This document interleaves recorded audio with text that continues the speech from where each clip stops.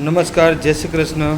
આજે સ્વ ડાયબેન પરસોત્તમભાઈ સાવલિયા જેમની બીજી પુણ્યતિથિ નિમિત્તે અમારા માનવ સેવા ટ્રસ્ટમાં આજનો સંપૂર્ણ ભોજન ખર્ચ એમના તરફથી આપવામાં આવેલ છે અને એમના હસ્તે બન્યા છે એમના દિનેશભાઈ પરસોત્તમભાઈ સાવલિયા।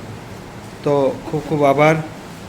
સ્વ ડાયબેનના આત્મકલ્યાણ અર્થે આજે માનવ સેવા ટ્રસ્ટ દ્વારા જે સરકારી હોસ્પિટલમાં દાખલ થતા દર્દીઓ, મોટી પાનેલી ગામમાં રહેતા નિરાધાર વૃદ્ધો તેમજ ઉપલેટા શહેરમાં રહેતા નિરાધાર વૃદ્ધોને આજે ટિફિન સેવા પૂરી પાડવામાં આવશે, જેમાં આ પરિવાર તરફથી દિનેશભાઈ તરફથી અમને સહયોગ મળેલ છે।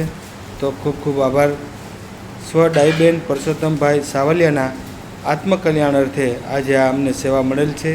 આજે તારીખ 30/5/2026 શનિવાર એમના પરિવાર તરફથી આ સહયોગ મળેલ છે। ખૂબ ખૂબ આભાર દાતાશ્રીનો। આપ પણ આપણા સ્વજનને નામે અમારા માનવ સેવા ટ્રસ્ટ દ્વારા જે 30 વર્ષથી આ ટિફિન સેવા ચાલુ છે એમાં તમે ફૂલની પાખડી રૂપે સહયોગ આપી શકો છો। આપ રોકડ સ્વરૂપે, ચેક સ્વરૂપે અથવા તો અહીંયા કાચું રાશન પણ આપી શકો છો।